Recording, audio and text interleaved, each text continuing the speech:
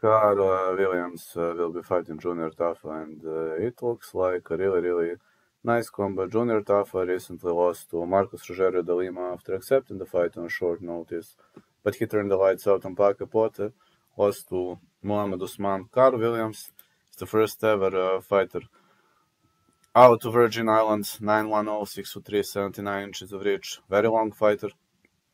He's got devastating left hand.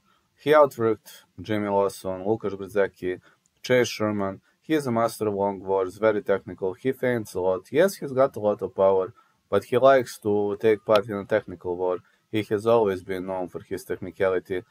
His submission game is solid, but he is predominantly a striker, so I expect this bout could get dragged into deep waters, and I think fight starts round 3 is actually a very decent call here.